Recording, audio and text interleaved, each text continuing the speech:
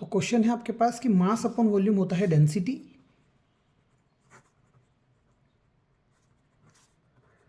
और इनमें से किसकी डेंसिटी ज़्यादा है वो बताओ। Air exhaust from chimney, Honey, water, chalk, cotton, iron.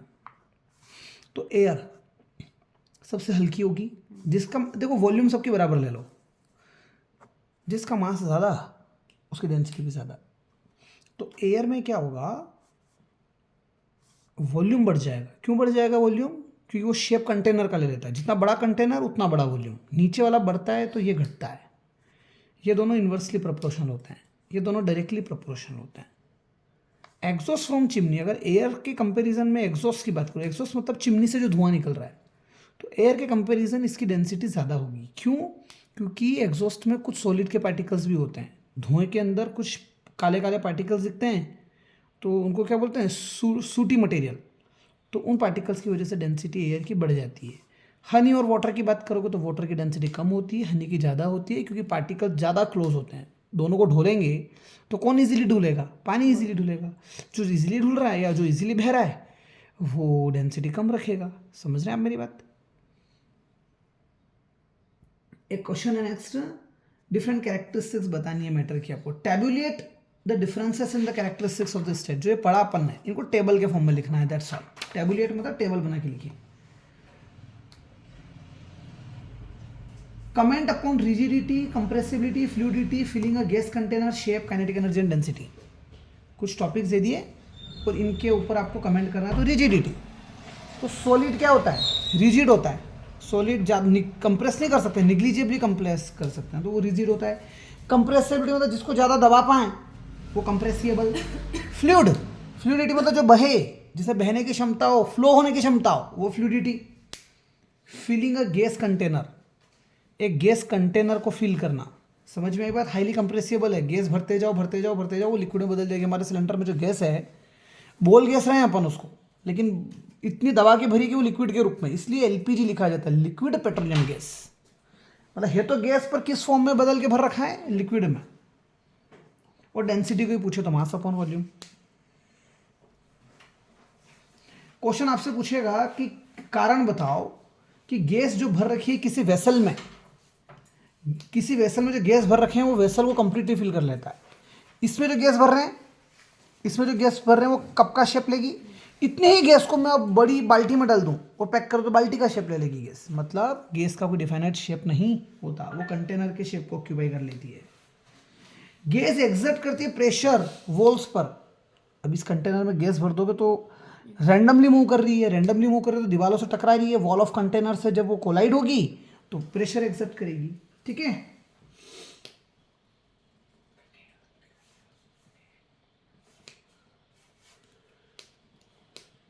Floating वाला कंसेप्ट मैं आपको पढ़ाऊंगा ग्रेविटेशन वाले चैप्टर में। पढ़ा दिया ग्रेविटेशन? आपको नहीं पढ़ाया? मेरे वीडियोस देखना ग्रेविटेशन के, इसमें नहीं, इसमें नहीं है, मैं पढ़ाना पड़ेगा मेरे को। चलिए, effect of change in temperature, effect of change of temperature, 5वां टॉपिक है आज का।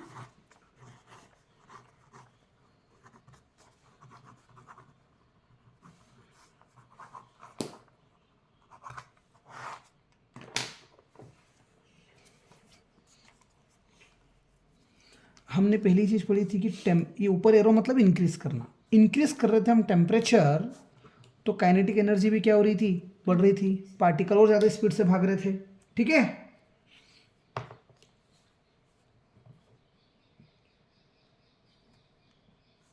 तो जब भी टेम्परेचर बढ़ाएंगे तो काइनेटिक एनर्जी बढ़ जाएगी। पार्टिकल्स क्या करेंगे? Particles overcome force of attraction, मतलब जो फोर्स ऑफ अट्रैक्शन था वो टूट जाएगा और the attraction force become weak. Attraction force becomes weak, hence particles will leave their position and starts moving freely.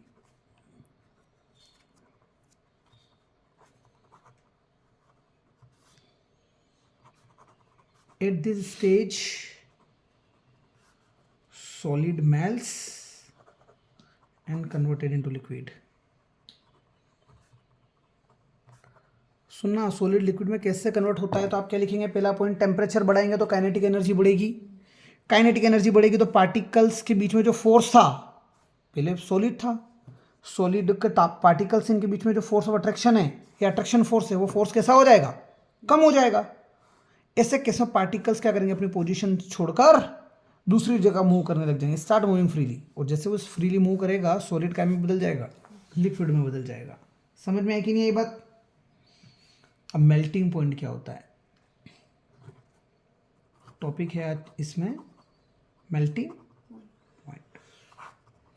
तो आप बोलेंगे ये टेम्परेचर है, मेल्टिंग पॉइंट मतलब मिनिमम टेम्परेचर जहां पे सॉलिड जो है वो मेल्ट होता है और क्या बन जाता है, it becomes a liquid.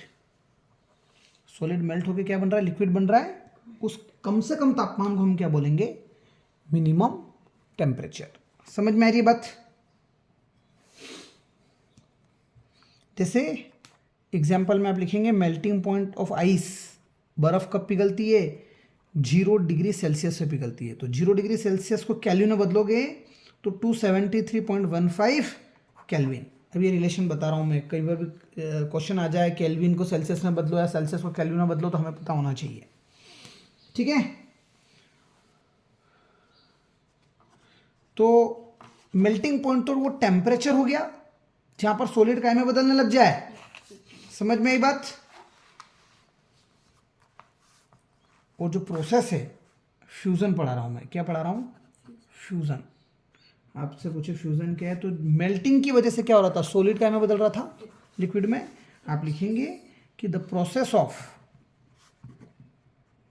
Melting, process किसकी, मेल्टिंग की, that changes solid into liquid,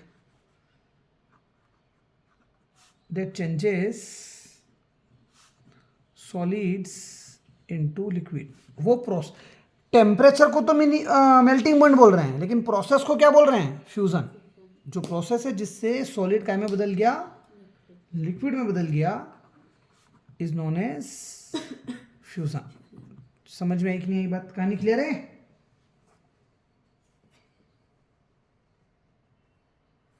हमने अभी 2 चीज देखी थी, केल्विन को सेल्सियस में कैसे बदलेंगे वो बता रहा हूं मैं, और सेल्सियस को केल्विन में कैसे बदलेंगे बता रहा हूं।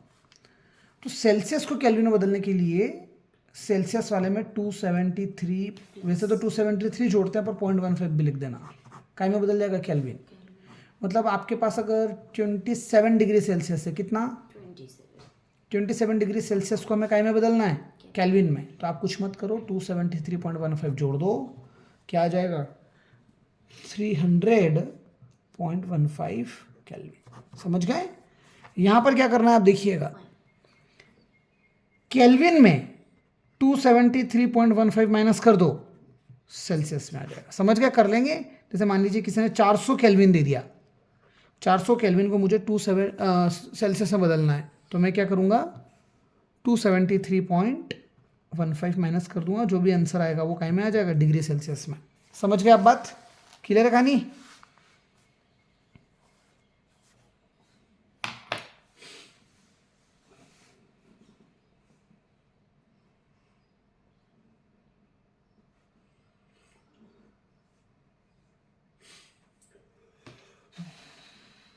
तो फ्यूजन क्या था, अब देखना, बड़ी इंटरेस्टिंग चीज बता रहा हूं, difference between fusion and latent heat. छठा पॉइंट है, डिफरेंस बिटवीन फ्यूजन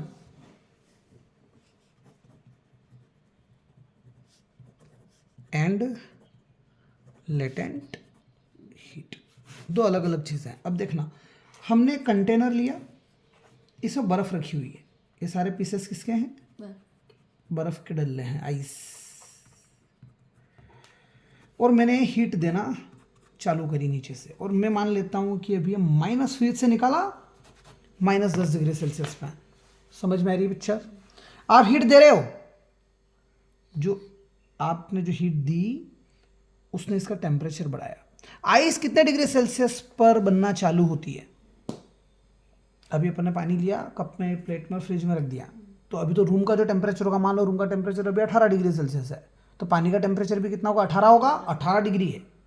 फ्रिज में रखा तो धीरे धीरे धीरे धीरे टेम्परेचर कम होता जाएगा। मिनिमम टेम्परेचर क्या है जहां पर वो बर्फ बनना चालू होगा? 0 डिग्री सेल्सियस। समझ गए? तो हमें समझ में आ गया कि 0 डिग्री सेल्सियस तक तो बर्फ ही रहेगा। मतलब अभी कितना है? 18। ये तो 10 तो लिख रहा -10। -10 कितना है? -10 -10 मतलब आप ये रहा 0, आप इधर हैं -10 पर। 18 तो मैंने यहाँ बताया। मैं फ्रिज में अगर पानी रखता हूँ तो धीरे अभी भी अगर मैं धीरे धीरे उसका टेम्परेचर कम होता जाएगा, जब तक 0 नहीं होगा ना तब तक तो पानी ही रहेगा। वो 0 आते से क्या बन जाएगा? आइस बन जाएगा। इसका मतलब -10 पे है, मैं हम अभी हम हीट दे रहे हैं, टेम्परेचर बढ़ता जाएगा, तो 0 तक वो क्या रहेगा? आइस ही रहेगा कि नहीं रहेगा? समझ रहे मेरी बात? तो अब देखना, आप मेरे को चेंज बताना कि क्या हो रहा है।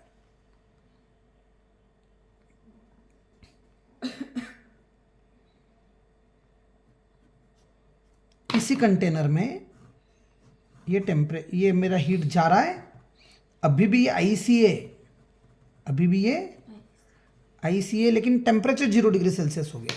मैंने हीट दी, मैंने हीट क्या चेंज आ रहा है और क्या चेंज नहीं आ रहा है? दो चीज हो रही है। एक तो एक चीज बदल नहीं रही है और दूसरा एक चीज बदल रही है। तो क्या? टेम्परेचर बदल रहा है। टेम्परेचर -10 से बढ़कर कितना हो गया? 0 डिग्री हो गया। नहीं समझ में आई बात? और आइस तो अभी भी आइस ही है, क्योंकि 0 डिग्री सेल्सियस पर आइस ही होती है। नहीं समझ में आ रही बात? यहां पर टेम्परेचर बढ़ रहा था, यहां पर क्या हो रहा था? टेम्परेचर राइज हो रहा था, टेम्परेचर राइजिंग। कहानी क्लियर है कि नहीं क्लियर है? अब हमने फिर हीट दिया, अब ये हीट देना चालू है, अब 0 डिग्री सेल्सियस पे। अब देखना क्या होगा।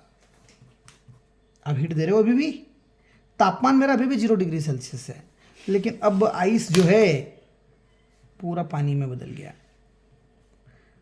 अगेन मुझे बताओ, यहां से यहां तक में क्या बदल रहा है और क्या नहीं बदल रहा है? आइस वाटर में हाँ हाँ, और टेम्परेचर टेम्परेचर उतना ही है, 0 डिग्री। तो अब देखो यहां पर no change in temperature, no change in, temperature but change in state हो रहा है।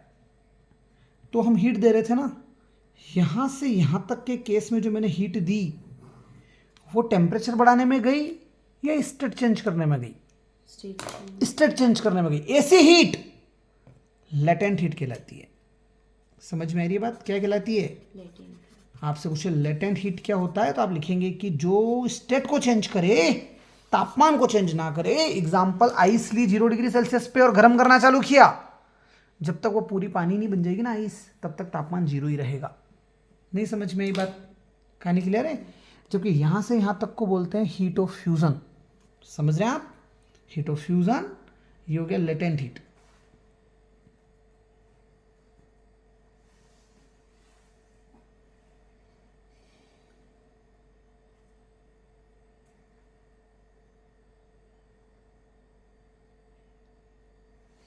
तो ये हो गया लेटेंट हीट। और लेटेंट हीट में भी क्या हो रहा है? सॉलिड से क्या बन रहा है? लिक्विड। तो लेटेंट हीट ऑफ फ्यूजन कहलाएगा। क्या कहलाएगा? लेटेंट हीट ऑफ फ्यूजन, मतलब बर्फ का आइस बनना। क्लियर है कहानी?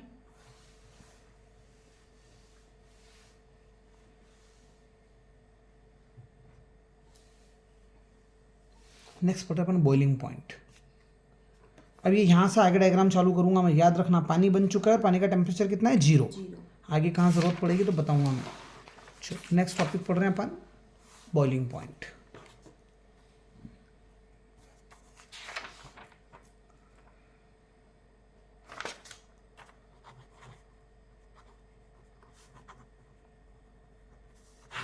देखो, ये आपका पानी बन गया था अभी कितना टेम्परेचर है?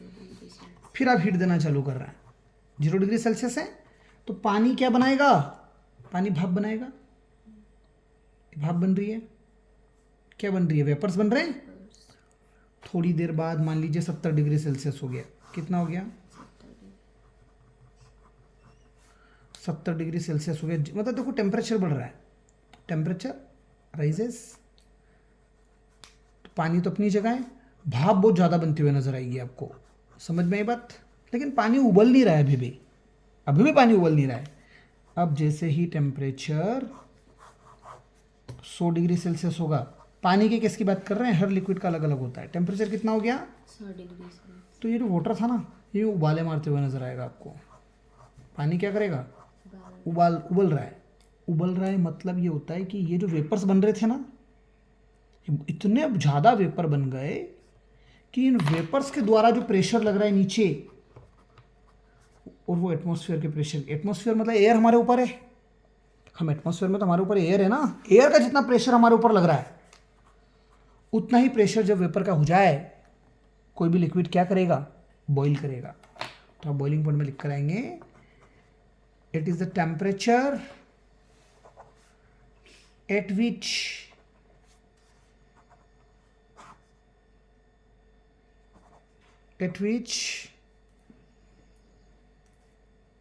the pressure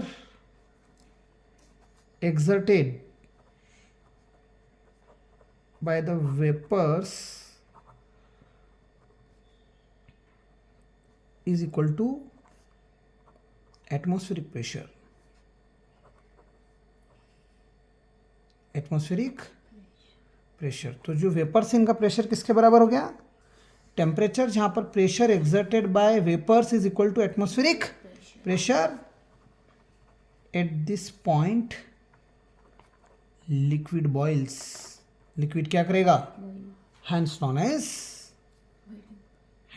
as boiling point. नहीं समझ में आई बात, बॉइलिंग पॉइंट वो टेम्परेचर होता है जहां पर वेपर का प्रेशर एटमॉस्फेयर के प्रेशर के बराबर हो जाए। अब सुनना, अब मैं और हीट दे रहा हूं, अभी भी मैं इसको क्या दे रहा हूं, हीट दे रहा हूं। 100 डिग्री पे है अपन, 100 डिग्री पे पानी उबल रहा था पानी उबल रहा तो भाप बन रही है, आप हीट दे रहे हैं, टेम्परेचर 100 डिग्री सेल्सियस है, आपने इतनी हीट दे दी कि पूरा का पूरा पानी काय में बदलेगा, पानी जब तक भाप में नहीं बदल जाता, पूरा पानी भाप में बदल गया, पूरे के पूरे वेपर हो गए, बर्तन ही सूख गया और अंदर पूरी वेपर बची हुई है। टेम्परेचर अभी भी कितना रहेगा, क्योंकि टेम्परेचर क्यों नहीं बढ़ा, हम जो हीट दे रहे थे 0 से 0 में टेम्परेचर नहीं बढ़ रहा था, बर्फ पानी बन रही थी, हीट कहला रही थी लेटेंट हीट, और पिघल रहा है इससे फ्यूजन, लेटेंट हीट और फ्यूजन। यहाँ पर भी टेम्परेचर नहीं बढ़ रहा है, स्टेट बदल रहा है, लिक्विड से क्या बन गई, गैस, वेपर बन गया ना, भाप, भाप गैस होती है, तो यहाँ पर भी स्टेट चेंज हो रहा है, स्टेट चेंज हो रहा है। कैसे चेंज हो रहा है, लिक्विड से गैस बन रही है, लिक्विड से क्या बन रही है, गैस। समझ में आई बात। तो जब टेम्परेचर कांस्टेंट रहे, when temperature remains constant and state of the matter changes, at that stage the heat given is known as latent heat। ठीक है, अब यह वेपर बन रहे हैं तो मैं इसको कहूंगा latent heat of वेपराइजेशन। नहीं समझ में आई बात, तो इसको बोलते हैं latent heat of vaporisation. Clear है कहानी।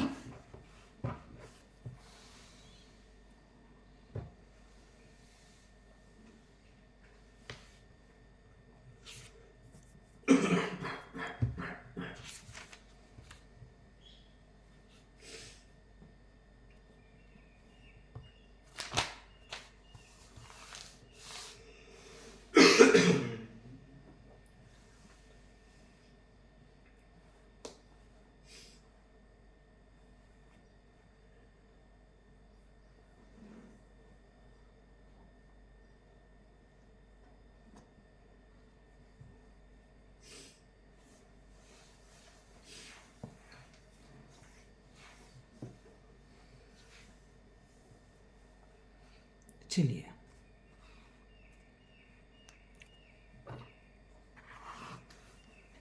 अभी आपका पास बर्फ थी, आइस। आइस को आपने गर्म किया था, गर्म करते गए तो वाटर बना था, लिक्विड बना था। फिर उसको बॉईल करते गए तो वेपर्स बनते जा रहे थे, भाप बनती जा रही थी। ठीक है, ये स्टीम बन गई थी बाद में, भाप एकदम। तो यहाँ पर क्या हो रहा था? मेल्टिंग। यहाँ पर क्या हो रहा था? बॉइलिंग। अब देखिए, आप रिवर्स आ रहे हैं। आप कहाँ जा रहे हैं? बॉइलिंग मतलब वेपराइजेशन, बॉइलिंग मतलब वेपराइजेशन, और मेल्टिंग मतलब फ्यूजन। ठीक है, अब देखिए, आपने वेपर से क्या बना लिया? लिक्विड। वेपर से लिक्विड मतलब प्लेट ढकी हुई है पानी के ऊपर, भाप जा रही थी, गैस बंद कर दिया। थोड़ी देर बाद प्लेट के नीचे क्या दिखने लग जाएगी? बूंदे बूंदे दिखने लगी। क्यों? क्योंकि वो जो गैसेस थी वो क्या में बदल गई? लिक्विड में। गैसेस मतलब वेपर्स का लिक्विड में बदलना कहलाता है कंडेंसेशन। क्या कहलाता है? कंडेंसेशन। और वाटर है, वाटर को मैं बर्फ बनाऊं फ्रिज में रखकर, तो प्रोसेस कहलाती है सॉलिडिफिकेशन। समझ में आ रही है बात? पानी बना पहले आइस से, फिर वेपर बने पानी से। आइस से पानी बनना कहलाता है फ्यूजन, पानी से भाप या गैस बनना, वेपर बनना कहलाता है वेपराइजेशन। ठंडा करूंगा तो वेपर वापस से क्या बना देंगे? पानी बना देंगे, प्रोसेस कहलाएगी कंडेंसेशन। पानी को फ्रीज में रख दूंगा तो आइस बन जाएगी, प्रोसेस कहलाएगी सॉलिडिफिकेशन। लेकिन कुछ केसेस ऐसे भी तो हो सकते हैं जहां पानी बने ही ना, जो सॉलिड है वो ये बीच की प्रोसेस ही नहीं हो रही है। सॉलिड डायरेक्टली क्या बन गया? गैस। या फिर गैस डायरेक्टली क्या बन जाएगी? सॉलिड। जब सॉलिड गैस बनाती है, सॉलिड डायरेक्टली क्या बना रही है? Sublimation. Example Kapoor. Kapoor solid है, उसको जला रहे हो तो डायरेक्ट फ्यूम्स बनती है, लिक्विड विक्विड नहीं। नेफ्थलिन बॉल्स होती है जो वॉशरूम वगैरह में, गद्दों में कहीं रखते हैं, ऑडोनिल होता है, वो डायरेक्ट वेपर बनाता है सॉलिड से। और गैस डायरेक्ट सॉलिड बना ले, ये होता है डिपोजिशन। 6 प्रोसेसेस पढ़ ली यहाँ पर। फ्यूजन, सॉलिड से लिक्विड बनना। वेपराइजेशन, लिक्विड से गैस बनना। कंडेंसेशन, गैस से लिक्विड बनना। सॉलिडिफिकेशन, लिक्विड से सॉलिड बनना। सॉलिड से डायरेक्ट गैस बनना सब्लिमेशन, गैस से डायरेक्ट सॉलिड बनना डिपोजिशन। समझ गए? तो ऐसा कहाँ होता है? इसका एग्जाम्पल, हमारे पास गैस है CO2, कार्बन डाइऑक्साइड। इसको इतना कंप्रेस करेंगे अपन, CO2 को प्रेशर इतना लगा दिया कि डायरेक्टली क्या बना देगी ये? Solid CO2। सॉलिड CO2 मतलब कार्बन डाइऑक्साइड बिस्किट ऐसे बर्फ के डल्ले जैसे बन जाएंगे। समझ में आ रही बात? वो कंप्रेस CO2 या सॉलिड CO2, और उसको ड्राई आइस भी बोलते हैं। क्या बोलते हैं? उसकी क्षमता टेम्परेचर कम करने की होती है। मतलब कि जितने भी व्हीकल्स आते हैं, मान लो किसी की आइस फैक्ट्री है, अब वेन में जो आइसक्रीम वगैरह आ रही है, मुंबई से आइसक्रीम बन के नीमच आ रही होगी, तो फ्री अगर ट्रक में जो ट्रांसपोर्ट कर रहा है उसमें अगर इलेक्ट्रॉनिक सिस्टम नहीं है, इलेक्ट्रॉनिक रेफ्रिजरेटर नहीं है, तो उसकी वॉल्स में क्या यूज़ करते हैं? Dry ice. तो वो आइस को क्या, वो कुल्फी को क्या रखेगा? जमा कर ही रखेगा आइसक्रीम को। कहानी समझ में आ रही है? टेम्परेचर कन्वर्ट करना सिखा दिया, कर लोगे आप। एग्जांपल है 300 केल्विन को सेल्सियस में बदलना है, 573 केल्विन को सेल्सियस में बदलना है। केल्विन को सेल्सियस में बदलते हैं तो माइनस। बहुत बढ़िया, ठीक है। आपसे क्वेश्चन पूछेगा कि किसी भी सब्सटेंस का टेम्परेचर कांस्टेंट क्यों रहता है जब उसका स्टेट चेंज हो रहा है? अब देखो, टेम्परेचर कांस्टेंट है, स्टेट चेंज हो रहा है, लिक्विड से वेपर बन रहा है, क्योंकि जो हमने हीट दी वो तापमान बढ़ाने की बजाय उसके स्टेट चेंज करने में जा रही है, उसके पार्टिकल्स जो थे उनके फोर्स को ओवरकम करने में जा रही है। समझ में आई बात? सो लास्ट टॉपिक है चैप्टर का इवेपोरेशन। तो चैप्टर कंप्लीट। चैप्टर कंप्लीट हो गया। इस चैप्टर को पूरा कर लेना, मैंने लिख भी दी अच्छी खासी चीज़ें इसमें आपके लिए। सो इवेपोरेशन,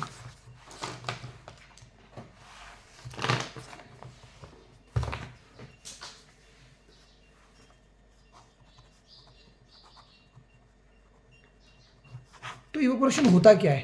पहला पॉइंट, इवेपोरेशन से हम क्या समझते हैं?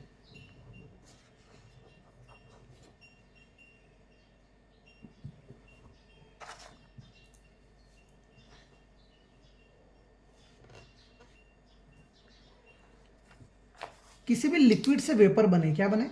लिक्विड से वेपर। आपने हीट करना चालू किया तो द फिनोमेना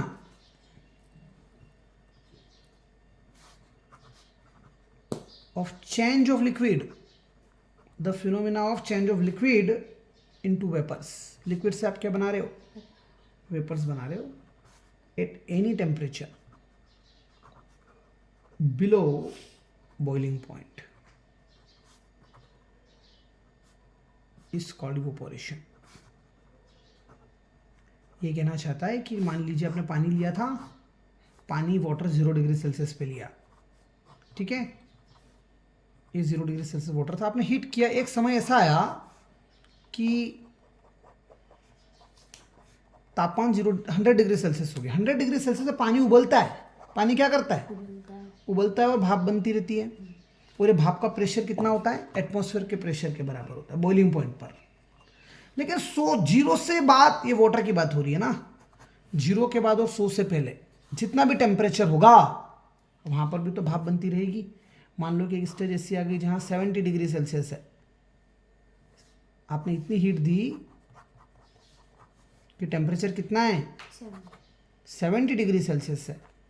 इस केस में यहाँ पर लिक्विड है और भाप बन रही है, पर क्या इवोपोरेशन, क्या बॉइलिंग हुआ? तो बॉइलिंग तो 100 पे होता है, बॉइलिंग कहाँ होता है, 100 पे. लेकिन भाप तो अभी भी बन रही है ना. बॉइलिंग पॉइंट से पहले वाले जितने भी पॉइंट्स होंगे उन तमाम पॉइंट्स पे लिक्विड वेपर में बदलता है, उसे इवोपोरेशन कहता है. So before the boiling point at any temperature when liquid changes to vapour the phenomena is known as evaporation. समझ में आई कि नहीं आई बात? क्वेश्चन पूछेगा आपसे वो factor affecting evaporation, factors Affecting evaporation. Affecting evaporation. वो तमाम फैक्टर्स क्या है जो इवोपोरेशन को अफेक्ट करते हैं. तो पहला पॉइंट, सरफेस एरिया. क्या लिखेंगे आप? मैंने एक ग्लास में वाटर लिया और उतना ही वाटर मैंने एक थाली में लिया, ठीक है. ऑब्वियस बात, इसका एरिया ज़्यादा हो गया और इसका एरिया कम है. मोर the area more will be evaporation. मतलब इसका पानी जल्दी इवोपोरेट हो जाएगा, इसका पानी धीरे इवोपोरेट होगा. सो आप लिख कर आ जाइएगा, मोर the area more will be evaporation. समझ में आई बात? अब इसका एप्लीकेशन क्या है? एक तो आप कपड़े तार पे सुखाने का तो खुलकर चौड़े करके आए, एक ऐसे टाक कर आ गए, किस में जल्दी सूखेंगे? खुलकर. क्योंकि उसमें आपने एरिया बढ़ा दिया. जैसे ऐसे कैसे रख के आ गए हैं तार पे, तो सूखेंगे ही नहीं, गीलापन रह जाएगा अंदर. So more the area more will be evaporation, मतलब जल्दी कपड़ा सूखेगा. सेकेंड,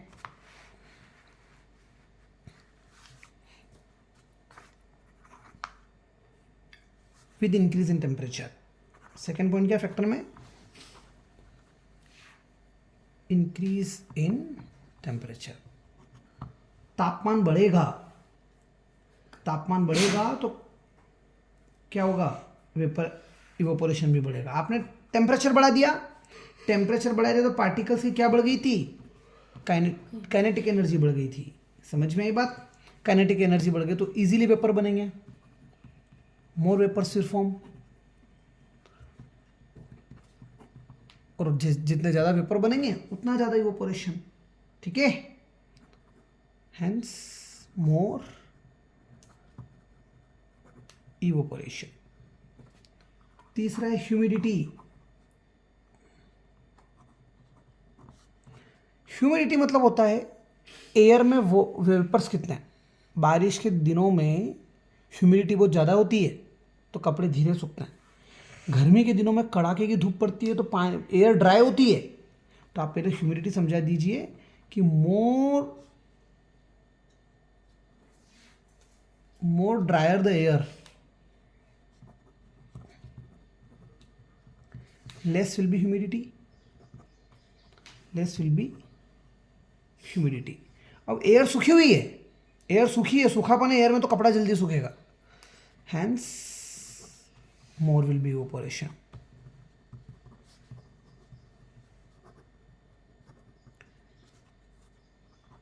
इन रेनी सीजन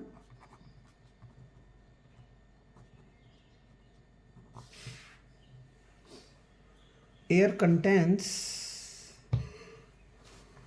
मोर वेपर्स, ठीक है, या air is moist, air is moist मतलब उसमें पानी की मात्रा ज़्यादा है, हैंस एयर मोइस्ट है, हैंस मोर ह्यूमिडिटी, मोइस्ट है तो more humidity, so less will be evaporation. नहीं समझ में आ रही है बात? और last speed of the wind, जितनी ज़्यादा हवा चलेगी उतना जल्दी कपड़ा सूखेगा, मतलब इवेपोरेशन तो जल्दी होगा। सो आप क्या लिखे आएंगे?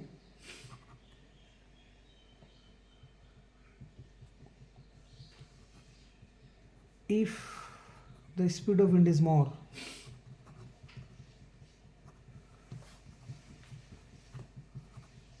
clothes get drier easily, clothes क्या हो गए? इजीली ड्राई हो गए। इस केस में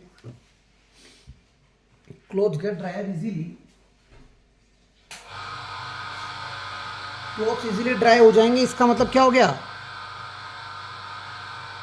इवेपोरेशन इंक्रीजेज। समझ में आई कि नहीं ये बात? इवेपोरेशन क्या होगा? बढ़ जाएगा। कहानी क्लियर है? Next, how does evaporation causes cooling? Question क्या है? How does evaporation causes cooling?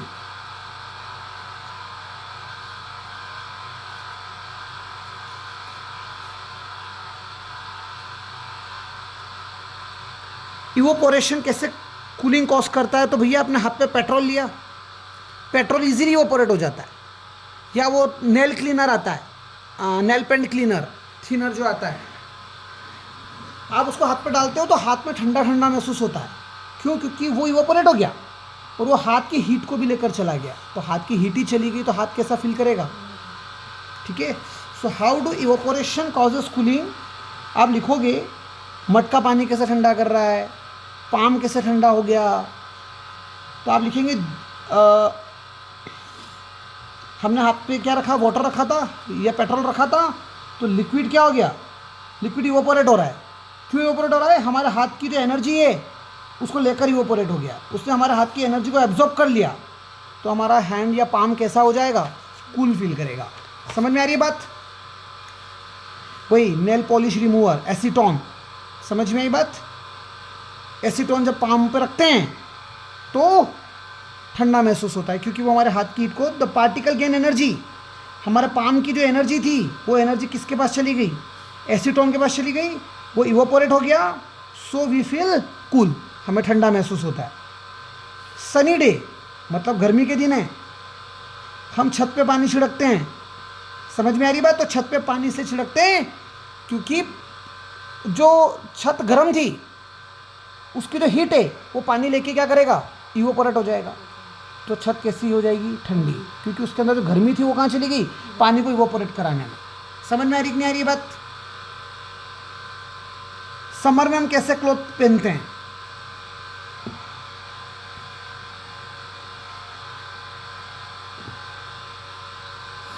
Cotton cloth क्यों पहने जाते हैं समर में?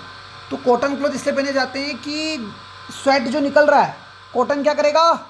एब्जॉर्ब कर लेगा, एब्जॉर्ब करके वो स्वेट क्या होगा? वेपराइज हो जाएगा, इवेपोरेट हो जाएगा, हमारी बॉडी की हीट को लेकर चला जाएगा। तो आप देखिए कि हीट एनर्जी जो थी बॉडी की वो एब्जॉर्ब कर ली गई बॉडी से। किसने एब्जॉर्ब करी? कॉटन क्लॉथ ने, ठीक है, और वेपराइज हो गया। क्या हो गया? वेपराइज। तो हमारी बॉडी कैसा फील करेगी? कूल। तो समर में हमारी बॉडी को ठंडा रखने के लिए हम क्या पहनते हैं? कॉटन क्लॉथ पहनते हैं। कॉटन क्लॉथ हमारी बॉडी के स्वेट को एब्जॉर्ब कर लेंगे, इवेपोरेट हो जाएगा, बॉडी कैसा फील करेगी? कूल। इसलिए कॉटन गुड एब्जॉर्बर है वाटर का, इसी तरह से स्वेट को भी एब्जॉर्ब करेगा। समझ में आई बात? इवेपोरेट हो जाएगा, बॉडी कूल फील करेगी। Why do we see water droplets on the outer surface of the glass? गर्मी के दिनों में पानी भरा, ठंडा पानी भरने ग्लास में और टेबल पे रखा, थोड़ी देर बाद पानी के बाहर की तरफ बूंदें दिखती है। क्यों दिखती है? अंदर का पानी बाहर आ रहा होगा, तो फिर अपन ने ठंडा पानी भरा था, हाँ, टेम्परेचर तो ये आपने ग्लास में क्या कर रखा है? ठंडा पानी भर रखा है। ये कोल्ड वाटर है। और आज ही पढ़ा अपन ने, ठंडा करने पर वेपर कंडेंस होते हैं, ठंडा करने पर वेपर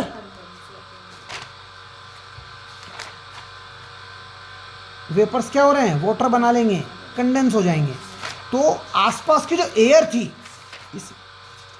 इसमें क्या है, कोल्ड वाटर है, कोल्ड वाटर। तो आसपास की जो एयर है उस एयर में वाटर वेपर्स हो गए ना, वाटर के वेपर हैं, वो वेपर जब इस बॉडी के टच में आएंगे तो अपने आप को क्या करवा लेंगे, कंडेंस करवा लेंगे। कंडेंस करा लेंगे मतलब वो वेपर से क्या बन जाएंगे, बूंदों में कन्वर्ट हो जाएंगे और ग्लास के बाहर हमें बूंदें दिखेगी।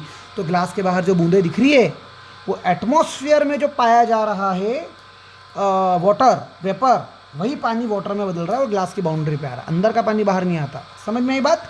चैप्टर कंप्लीट हो गया। क्वेश्चन आ जाएगा, हम कैसे क्लॉथ पहनते हैं समर में, तो कॉटन क्लॉथ पहनते हैं, क्यों पहनते हैं, तो वो स्वेट एब्जॉर्ब कर लेगा, स्वेट इवोपोरेट हो जाएगा, बॉडी कूल फील करेगी। हम जो चाय पी रहे हैं तो एक तो हम डायरेक्ट कप से पी रहे हैं और एक हम सॉकर में पी रहे हैं, प्लेट में, तो ठंडी हो जाती है। ऑब्वियस बात है, सरफेस एरिया बढ़ा दिया प्लेट में तो ठंडी हो जाएगी जल्दी। हमारा पाम ठंडा क्यों फील होता है एसीटोन डालने पर, क्योंकि हमारे पाम की हीट लेकर एसीटोन इवोपोरेट हो गया, हीट चली गई इवोपोरेट करवाने में, तो हाथ कैसा फील होगा, पाम ठंडा। मटके में पानी रखते हैं वो ठंडा कैसे हो जाता है, मटके में होते हैं पोर होल्स, एयर की वजह से वाटर क्या होगा, वो पोर्स में जो पानी है ना, पोर्स में जो पानी है वो इवोपोरेट होगा, वो अंदर के पानी की हीट लेकर इवोपोरेट होगा, तो पानी कैसा हो जाएगा। तो आप लिखेंगे पहला पॉइंट, मटके के अंदर क्या होते हैं, पोर्स, पोर्स के अंदर जो वाटर्स हैं, वाटर मॉलिक्यूल्स, वो इवोपोरेट हो गए, तो वो अंदर के पानी की हीट लेकर इवोपोरेट हुए। So the inner water filled in the pot will become cooler. ठीक है, chapter completed from my side.